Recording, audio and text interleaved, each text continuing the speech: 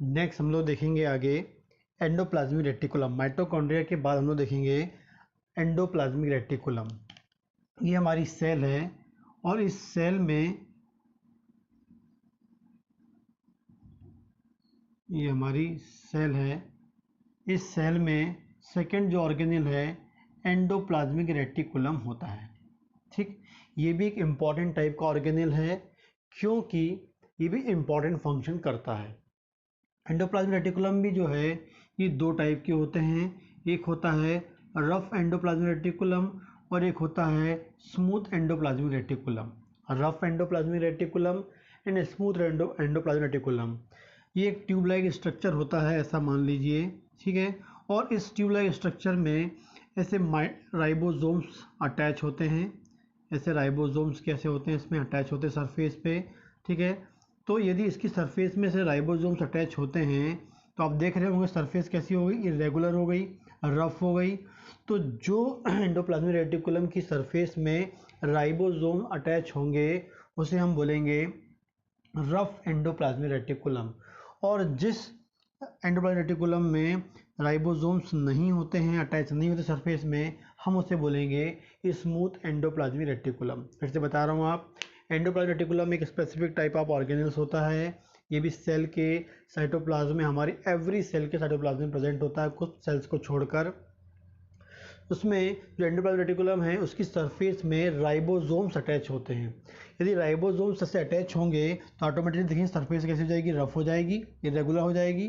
तो जो सरफेस में, जिस एंडोप्लाज्मिक रेटिकुलम की सरफेस में राइबोसोम्स अटैच होते हैं तो उस एंडोप्लाज्मिक रेटिकुलम की सरफेस रफ हो जाती है, due to this reason called rough endoplasmic reticulum. तो रफ एंडोप्लाज्मिक रेटिकुलम मतलब सरफेस रफ है। क्यों रफ है? क्योंकि वहाँ पर उस एंडोप्लाज्मिक रेटिकुलम की सरफेस में कौन प्रेजेंट है, राइबोसोम प्रेजेंट है। इस कारण से इसका नाम हो गया रफ एंडोप्लाज्मिक रेटिकुलम। लेकिन जो स्मूथ एंडोप्लाज्मिक रेटिकुलम होता है उसकी सरफेस में कोई राइबोसोम नहीं होता है। इस कारण से वो कैसा होता है, उसकी सरफेस कैसी होगी, स्मूथ होगी, दिख रही है आपको, कॉल्ड स्मूथ एंडोप्लाज्मिक रेटिकुलम। जो रफ एंडोप्लाज्मिक रेटिकुलम है इसका जो मेन काम होता है प्रोटीन सिंथेसिस का वर्क। क्या होता है? प्रोटीन सिंथेसिस, क्योंकि इनके पास होते हैं राइबोसोम।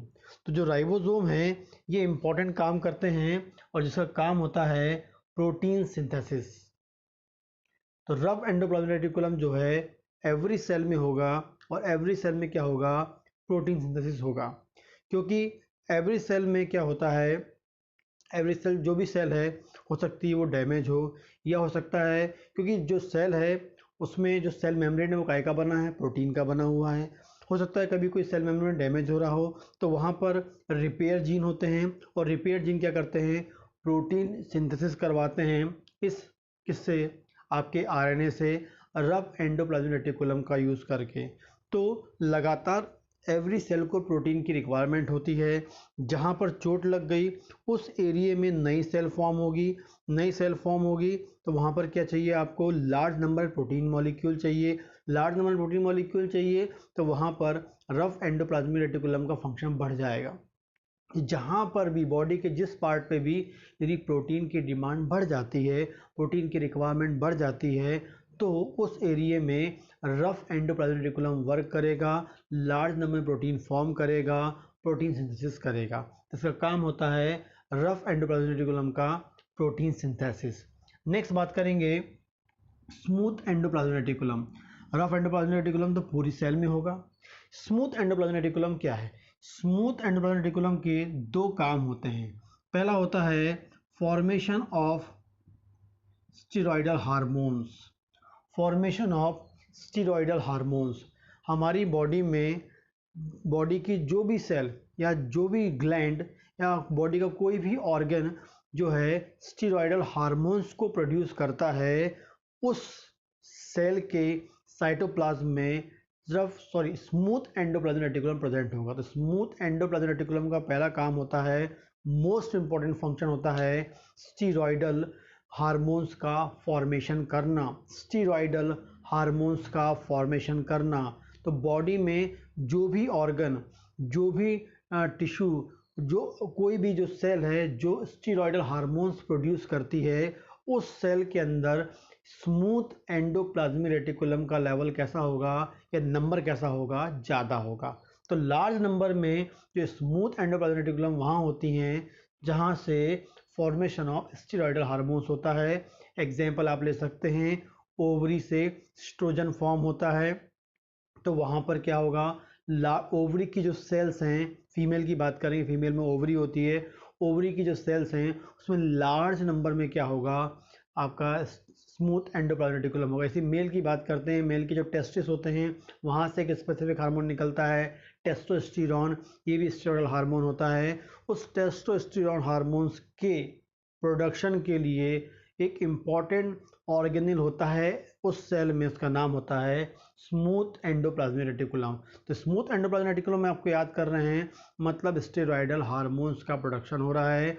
और जो स्टेरॉयडल हार्मोन्स होते हैं वो स्टेरॉयडल हार्मोन्स जो होते हैं वो डिफरेंट एंडोक्राइनल ग्लैंड से निकलते हैं, और उन ग्लैंड्स में इसकी मात्रा कैसी होगी, इसके नंबर्स कैसे होंगे, ज़्यादा होंगे। तो पहला फंक्शन है formation of steroidal hormone. Second है मेटाबॉलिज्म ऑफ ड्रग। जो आप एलोपैथी ड्रग्स लेते हैं उनका मेटाबॉलिज्म करता है, और मेटाबॉलिज्म कहाँ होता है, मैक्सिमम नंबर होता है लीवर में। ठीक है, तो लार्ज नंबर में भी ये लीवर की सेल में होंगे। लीवर की एवरी सेल में स्मूथ एंडोप्लाज्मिक रेटिकुलम होगा।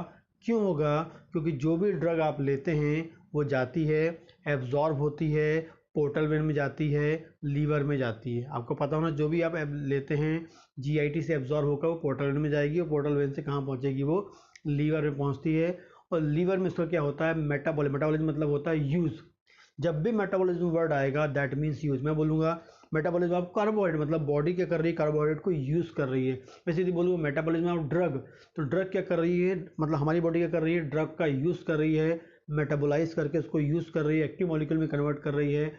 और उसके मेटाबॉलिज्म के लिए, एक्टिव मॉलिक्यूल में कन्वर्ट करने के लिए ड्रग के, वो कौन चाहिए हमें, स्मूथ एंडोप्लाज्मिक रेटिकुलम चाहिए। और जहाँ पर मेटाबॉलिज्म ऑफ ड्रग होता है वहाँ पर स्मूथ एंडोप्लाज्मिक रेटिकुलम ज़्यादा होंगे। एग्जाम्पल बताया मैंने आपको, लीवर। तो एंडोप्लाज्मिक रेटिकुलम है, ऑर्गेनेल्स है, एवरी सेल में होंगे, लेकिन रफ का काम होता है प्रोटीन सिंथेसिस, स्मूथ का काम होता है स्टेरॉयडल हार्मोन्स का formation, and drug metabolism of drug के बारे में हम लोग बात करते हैं। तो दो most important types of endoplasmic reticulums होते हैं एवरी सेल्स में। जहाँ पर प्रोटीन सिंथेसिस ज़्यादा हो रही है वहाँ पर रफ ज़्यादा होगा, जहाँ स्टेरॉयडल हार्मोन्स होगा वहाँ स्मूथ ज़्यादा होगा, जहाँ ड्रग मेटाबॉलिज्म ज़्यादा होगा वहाँ स्मूथ ज़्यादा होगा। तो आपकी बॉडी में कहीं भी ड्रग मेटाबॉलिज्म हो रहा है, किसके थ्रू हो रहा है, स्मूथ एंडोप्लाज्मिक रेटिकुलम के द्वारा हो रहा है। स्टेरॉयडल हार्मोन फॉर्म हो रहा है, स्मूथ एंडोप्लाज्मिक रेटिकुलम के कारण हो रहा है।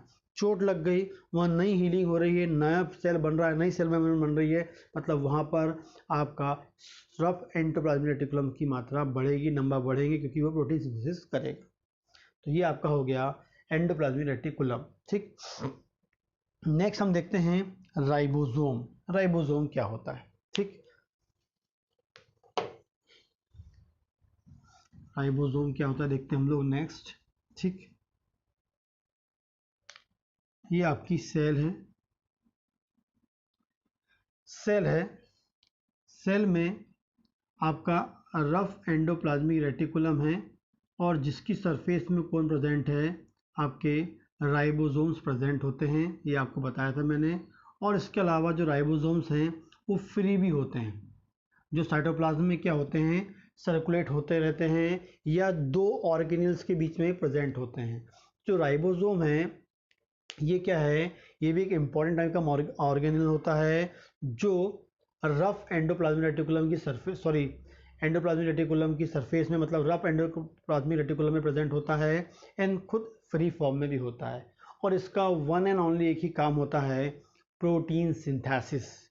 एक ही काम होता है, प्रोटीन सिंथेसिस। जब भी आप राइबोसोम को याद करेंगे इसका मतलब है वो प्रोटीन सिंथेसिस करवा रहा है। तो एवरी सेल को प्रोटीन की डिमांड होती है। एवरी सेल में बहुत सारे ऐसे कुछ मॉलिक्यूल फॉर्म होते हैं जो प्रोटीन डिपेंडेंट होते हैं, तो उनको राइबोसोम प्रोटीन देता है। मतलब जब भी जो भी मॉलिक्यूल फॉर्म करना है और जहाँ प्रोटीन की डिमांड है बॉडी को, तो बॉडी के अंदर जो प्रोटीन फॉर्म हो रहा है वो वन एंड ओनली किससे हो रहा है, राइबोसोम से हो रहा है।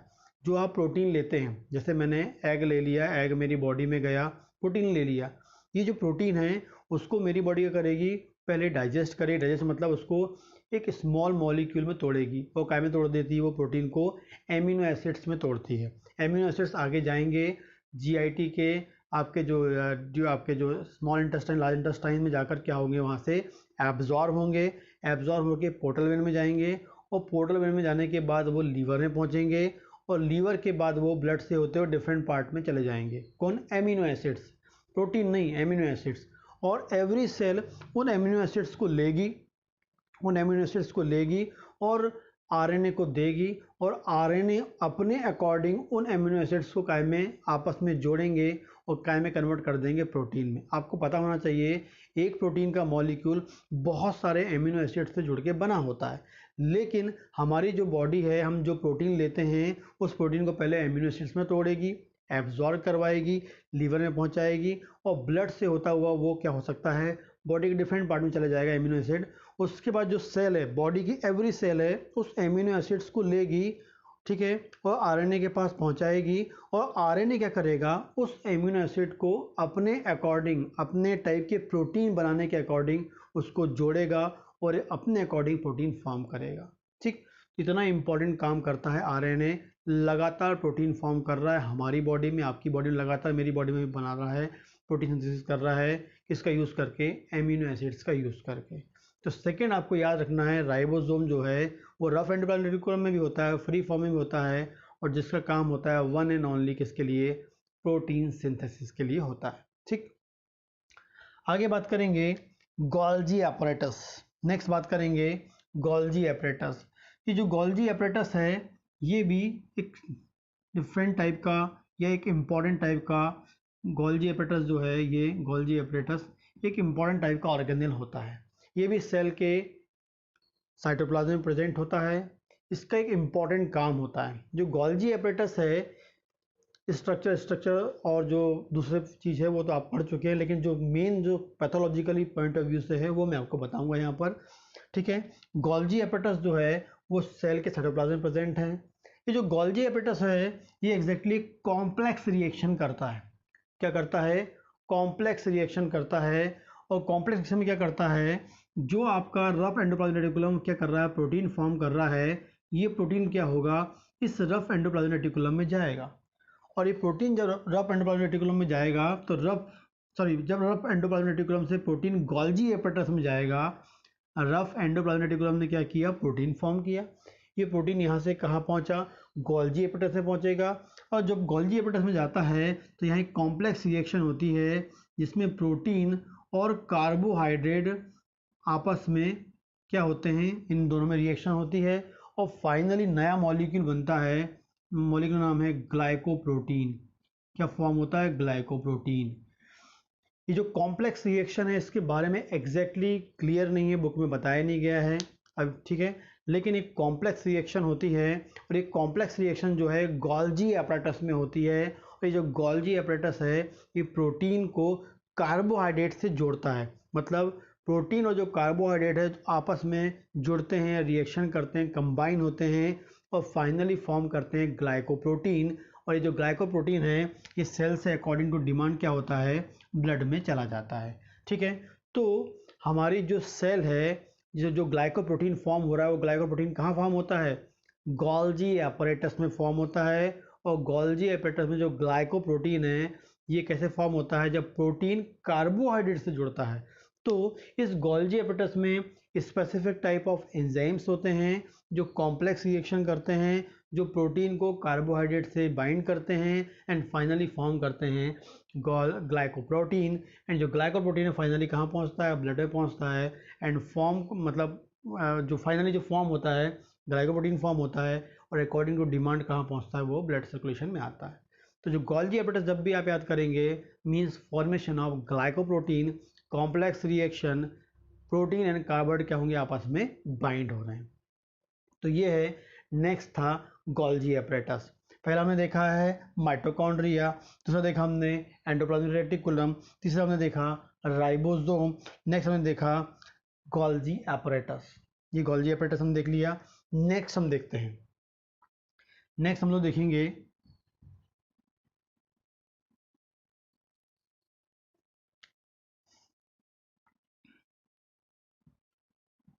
लाइसोसोम। ठीक, एवरी सेल में एक स्पेसिफिक टाइप का ऑर्गेनेल होता है, ठीक है, और वो ऑर्गेनेल जो है वो, ठीक है, और वो ऑर्गेनेल जो है वो एक स्पेसिफिक टाइप के एंजाइम से भरा होता है। मतलब जो लाइसोसोम है इसके अंदर बहुत सारे एंजाइम्स होते हैं, डिफरेंट टाइप के एंजाइम्स होते हैं, और उन एंजाइम को हम बोलते हैं हाइड्रोलेज एंजाइम। कौन से एंजाइम होते हैं? हाइड्रोलेज एंजाइम्स होते हैं। और ये जो हाइड्रोलेज एंजाइम होते हैं ये भी डिफरेंट टाइप के होते हैं। मतलब एक सेल है, सेल का साइटोप्लाज्म है, साइटोप्लाज्म में एक स्पेसिफिक एक पॉकेट लाइक स्ट्रक्चर होता है, और उस पॉकेट लाइक स्ट्रक्चर, छोटा सा बैग लाइक स्ट्रक्चर होता है जिसे हम लाइसोसोम बोलते हैं। लाइसोसोम बोल रहे हैं मतलब एक छोटा सा बैग है, और उस बैग में बहुत सारे एंजाइम्स भरे हुए हैं, एंजाइम्स भर के पड़े हुए हैं। वो बैग मतलब एक प्रकार का वो बारूद है, एक प्रकार से आप याद रखें। जैसे ही बैग रप्चर होगा उसमें से एंजाइम बाहर निकलते हैं। तो जब भी हम बात करेंगे लाइसोसोम की बात करेंगे, एक स्मॉल बैग होता है और उस बैग में बहुत सारे डिफरेंट टाइप के मतलब उसमें एंजाइम्स होते हैं, उसका नाम होता है हाइड्रोलेज एंजाइम। और वो डिफरेंट टाइप के एंजाइम्स होते हैं, डिफरेंट टाइप के हाइड्रोलेज एंजाइम्स होते हैं, और डिफरेंट टाइप के जो हाइड्रोलेज एंजाइम्स होते हैं वो उस बैग के अंदर भरे होते हैं। हेल्दी कंडीशन में ये बैग जो होता है रप्चर नहीं होता है, वो उसके अंदर एंजाइम्स भरे होते हैं। लेकिन जैसी पैथोलॉजिकल कंडीशन आती है, कोई पैथोलॉजी होती है, तो ये क्या होता है, ये आप बोलेंगे हमारी जो सेल है वो डैमेज हो जाती है। सेल जो होती है डैमेज हो जाती है। जैसी डैमेज होगी तो ये आपका लाइसोसोम भी डैमेज होगा, और लाइसोसोम भी डैमेज होगा तो वहाँ से क्या होगा, आपके हाइड्रोलेज एंजाइम निकलेंगे। और ये जो हाइड्रोलेज एंजाइम होते हैं, ये जो एंजाइम्स होते हैं आपके ऑर्गेनेल, जो सेल में जितने भी ऑर्गेनेल्स हैं या सेल के जितने भी पार्ट हैं, उस एवरी पार्ट के लिए जो स्पेसिफिक जो एंजाइम है वो इस लाइसोसोम में पड़ा होता है, जिसे हम हाइड्रोलेज एंजाइम बोलते हैं। और वो एंजाइम जो होते हैं वो बाहर निकल के आते हैं और सेल का डाइजेशन कर देते हैं। ये हमारी बॉडी के लाइसोसोम जो है हमारी बॉडी में एक इम्पॉर्टेंट प्रोसेस को करने के लिए रिस्पॉन्सिबल होते हैं। मान लीजिए आपकी बॉडी के अंदर सेल रप्चर हो रही है, सेल डैमेज हो रही है। अब सेल डैमेज हो रही है और यदि सेल डैमेज हो, आप मान लीजिए कि आपकी बॉडी के अंदर 1 लाख सेल डैमेज हो गई। अब 1 लाख सेल डैमेज होगी मतलब हमारी बॉडी के लिए वो कचरा हो गया, हमारी बॉडी के लिए वो वेस्ट मटेरियल हो गया, हमारी बॉडी के लिए वो कोई काम का मटेरियल नहीं है। ऐसा तो नहीं होता कि आप उस एरिया को कट करते और वहाँ से डैमेज सेल को बाहर निकाल लेते हैं, ऐसा कभी नहीं होता है। लेकिन हमारी बॉडी में एक इम्पॉर्टेंट प्रोसेस बनाई है ऑटो डाइजेशन या सेल्फ डाइजेशन। ऑटो डाइजेशन या जिसे हम बोलते हैं सेल्फ डाइजेशन, ऑटो डाइजेशन या सेल्फ डाइजेशन की प्रोसेस बोलते हैं। वेरी इंपॉर्टेंट प्रोसेस होती है जो 100% डिपेंड होती है किस पे, लाइसोसोम पे। लाइसोसोम होगा तो बॉडी में ऑटो डाइजेशन की प्रोसेस होगी या सेल्फ डाइजेशन की प्रोसेस होगी, क्योंकि जो आपका लाइसोसोम है मतलब जो बैग है जिसमें एंजाइम्स भरे हैं, जिसे हम बोलते हैं हाइड्रोलेज एंजाइम्स बोलते हैं। और ये जो एंजाइम्स होते हैं ये एंजाइम्स सेल के जितने भी पार्ट हैं उस सेल के अकॉर्डिंग, उस पार्ट के अकॉर्डिंग उसमें एंजाइम्स होते हैं जो हमको गॉड ने दिया है। जैसी सेल रप्चर होगी वो हमारी बॉडी के लिए वेस्ट हो गई, हमारी बॉडी में वेस्ट होगी मतलब उसको बॉडी से आपको क्या करना है, क्लीन करना है, साफ करना है। तो क्लीनिंग के लिए, उस सफाई के लिए हमारी बॉडी के अंदर हर सेल के अंदर एक सफाई कर्मी होता है, हर बॉडी के अंदर एक सफाई कर्मी होता है। जैसी सेल टूटेगी मतलब वो डैमेज हो गई है, वो हमारी बॉडी में गंदगी पहुंचा सकती है, गंदगी फैला सकती है। तो उस गंदगी को साफ करने के लिए हर सेल के अंदर एक सफाई करने वाला मॉलिक्यूल होता है, सफाई कर्मी होता है, इसका नाम होता है लाइसोसोम। जैसी सेल डैमेज होगी हमारी बॉडी के लिए वेस्ट हो जाएगी। तो ये जो सफाई कर्मी मतलब जो लाइसोसोम है वो भी रप्चर होगा और बहुत सारे जो एंजाइम्स उसके अंदर भरे हुए हैं वो रिलीज़ करेगा। और वो एंजाइम्स आते हैं और सेल के जितने भी पार्ट हैं उसे डाइजेस्ट कर देते हैं, और डाइजेस्ट करके जिसका रीयूज़ होना रीयूज़ जाएगा और बाकी को डाइजेस्ट करके वो ब्लड से किडनी से फिल्टर करके बाहर कर देंगे। तो डाइजेस्ट कर देते हैं, जिस कारण से ये वाली सेल कैसी हो जाएगी, उस एरिया से डाइजेस्ट हो जाएगी, डिसअपेयर हो जाएगी। हमारी बॉडी में वेस्ट मटेरियल या जो डेड सेल्स है वो मतलब एक्यूमुलेट नहीं होगी। ठीक है, तो कितना इम्पोर्टेंट मैकेनिज्म है हमारी बॉडी के अंदर। हर सेल में एक सफाई कर्मी है और सफाई कर्मी का नाम है लाइसोसोम। और लाइसोसोम हुआ है मतलब सफाई कर्मी है और ये बहुत सारे एंजाइम्स को लेके बैठा हुआ है। जैसी सेल रप्चर होगी जो हमारी बॉडी के लिए बिल्कुल यूजलेस होगी, कोई काम की नहीं है, तो क्या करेगा ये लाइसोसोम, क्या करेगा एंजाइम रिलीज करवाएगा और उन एंजाइम का यूज़ करके सेल को डाइजेस्ट करा देगा और वो उस एरिया से सेल कैसे हो जाएगी, डिसअपेयर हो जाएगी, साफ हो जाएगी, क्लीन हो जाएगी। तो हमारी बॉडी में इस तरीके से गंदगी जमा नहीं होगी, डेड सेल्स एक्यूमुलेट नहीं होंगी, क्योंकि एवरी सेल के पास सफाई कर्मी, इसका नाम है लाइसोसोम है। तो लाइसोसोम है, हाइड्रोलाइज एंजाइम है, डिफरेंट टाइप के हाइड्रोलाइज एंजाइम्स होते हैं जो सेल के एवरी पार्ट के लिए बने होते हैं, जिनका काम होता है निकलते ही एवरी सेल के जो डिफरेंट पार्ट्स हैं उनको डाइजेस्ट करना। डाइजेस्ट करेगा, क्लीन कर देगा, मतलब उस एरिया से डेड मॉलिक्यूल्स को रिमूव कर देगा और इस प्रकार से हमारी बॉडी के अंदर डेड सेल एक्यूमुलेट नहीं हो पाती हैं, ओवरलोड नहीं होता है, फालतू कचरा जमा नहीं होता है, वो क्लीन होके हमारी बॉडी से क्लीन होता रहता है। बनी डेड सेल हुई, क्लीन हुई, डेड सेल हुई, क्लीन हुई, इसे हम बोलते हैं ऑटो डाइजेशन। मतलब खुद एवरी सेल के पास है तो खुद सेल क्या करती है, खुद को ही डाइजेस्ट कर लेती है। ये गॉड ने इतनी इंपॉर्टेंट मैकेनिज्म बनाई है लाइसोसोम्स के थ्रू। तो लाइसोसोम इतना इंपॉर्टेंट मॉलिक्यूल है जो एवरी सेल में होता है, सेल्फ डाइजेशन के लिए होता है, ऑटो डाइजेशन के लिए होता है। जब पैथोलॉजिकल कंडीशन में सेल डैमेज आती है तब ये उसको करने के लिए रिस्पॉन्सिबल होता है, क्लीन करने के लिए, सफाई कर्मी आप इसे बोल दीजिए। ठीक है, तो ये है लाइसोसोम, आपका मोस्ट इंपॉर्टेंट ऑर्गेनेल है, एवरी सेल में होता है।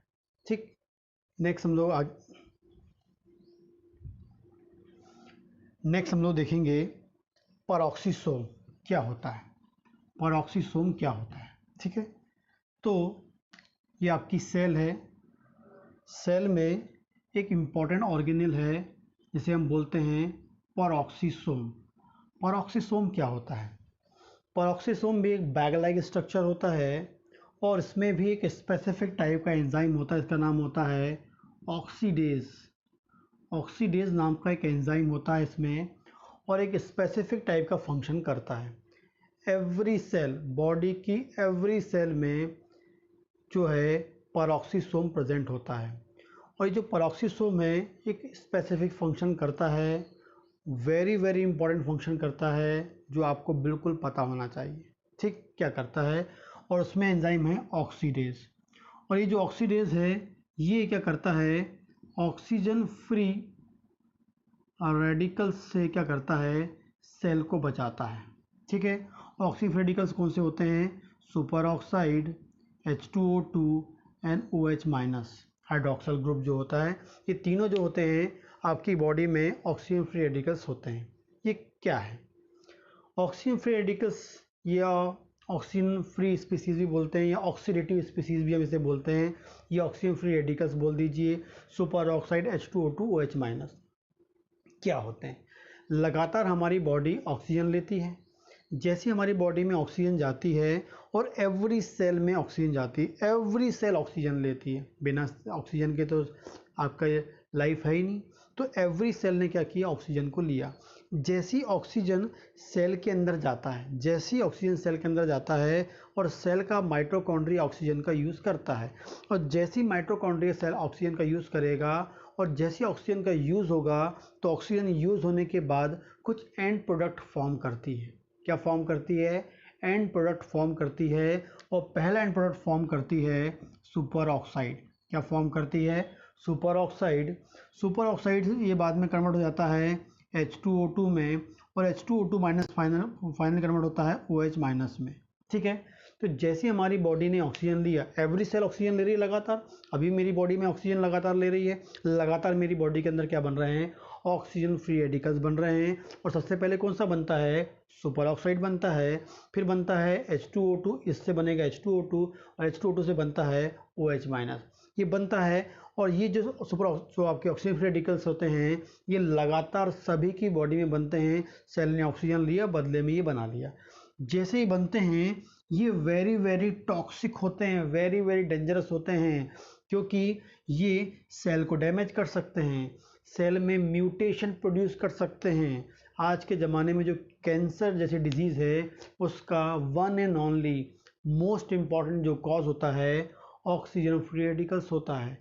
कैंसर यदि किसी को हो रहा है मतलब उसकी बॉडी में ऑक्सीजन फ्री रेडिकल्स कैसे हैं, ज़्यादा बन रहे हैं। और ये जो ऑक्सीजन फ्री रेडिकल्स होते हैं ये क्या कर देते हैं, जीन में म्यूटेशन कर देते हैं और ऐसे जीन में कन्वर्ट कर देते हैं कि जो लगातार सेल में ग्रोथ करता रहता है।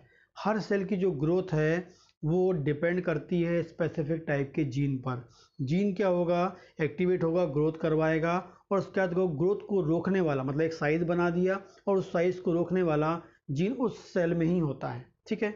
लेकिन यदि वो जो साइज को रोकने वाला, यदि ग्रोथ की जो रेप्लिकेशन को रोकने वाला जो जीन है यदि उसमें बदलाव आ जाए तो वो सेल के साइज को रोक नहीं पाएगा, उसका रेप्लिकेशन होता रहेगा और वो क्या हो जाएगा, ग्रोथ बन जाएगी, कैंसर में कन्वर्ट हो जाएगा।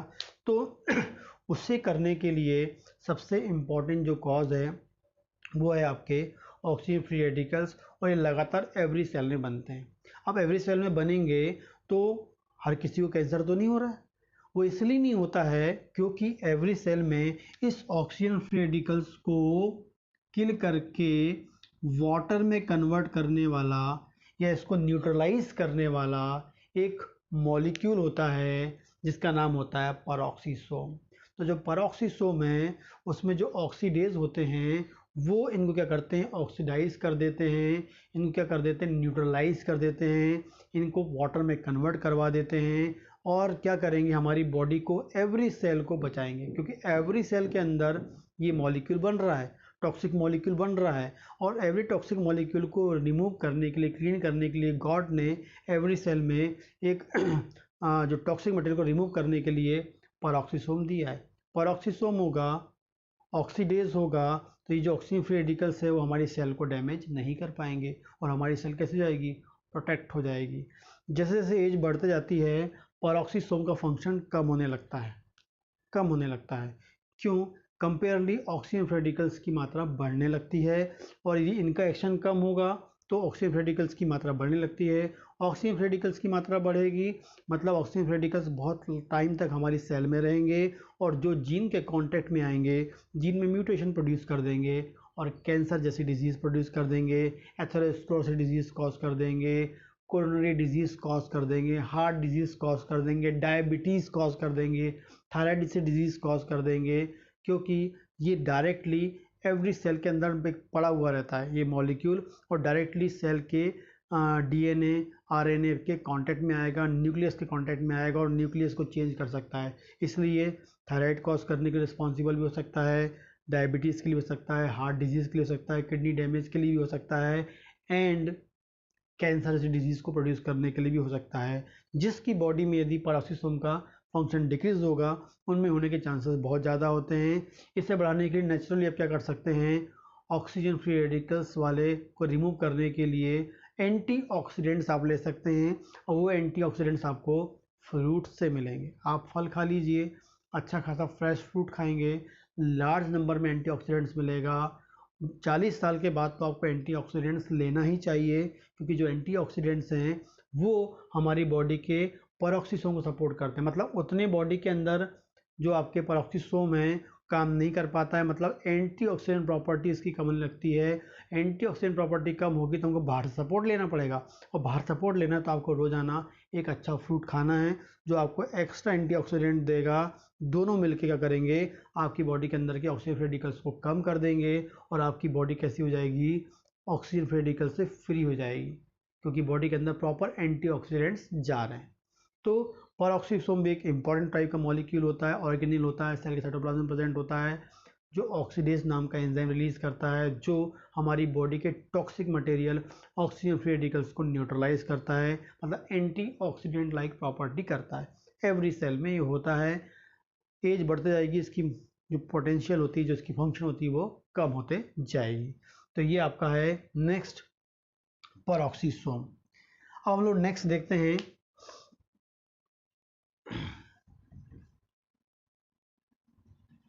नेक्स्ट हम लोग देखेंगे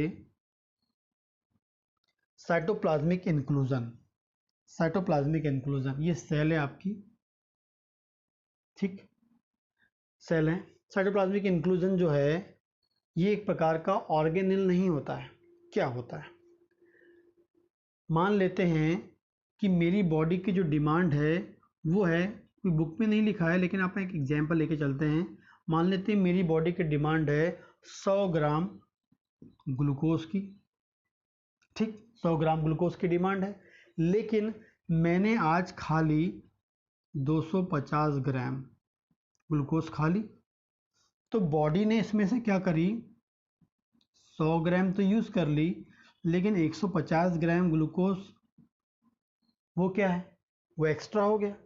वो जो ग्लूकोज है वो काय में कन्वर्ट हो जाएगा, आपका ग्लाइकोजन में कन्वर्ट हो जाता है। काय में कन्वर्ट हो जाता है, ग्लाइकोजन में कन्वर्ट होता है, और ग्लाइकोजन में कन्वर्ट होकर ये सेल के अंदर जमा हो जाएगा। सेल के अंदर सा जमा हो जाएगा कौन, ग्लूकोज। फिर से बोल रहा हूँ मैं, ग्लूकोज जो है उसकी डिमांड है मेरी बॉडी में। एग्जाम्पल बता रहा हूँ, किसी बुक में ऐसा लिखा नहीं है, सिर्फ मैं आपको एक एग्जाम्पल बता रहा हूँ ताकि उससे आप साइटोप्लाज्मिक इंक्लूजन समझ जाएं, ठीक है। कोई बुक में कहीं नहीं लिखा है, ऐसा कुछ नहीं लिखा है, बस मैं एग्जाम्पल बता रहा हूँ।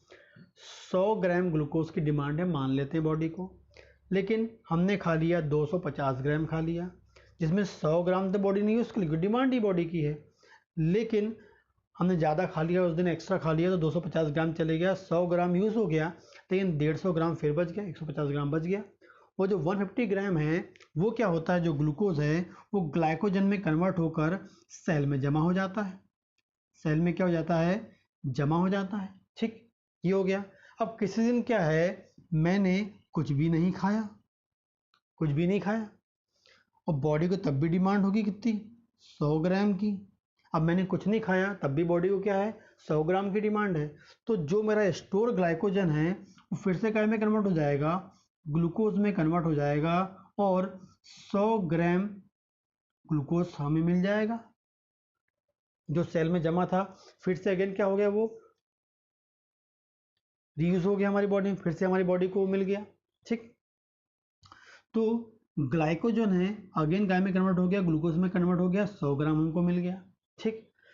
तो ये जो ग्लाइकोजन के रूप में जमा हुआ था और फिर से वो रिमूव हो गया, ग्लूकोज में कन्वर्ट हो गया।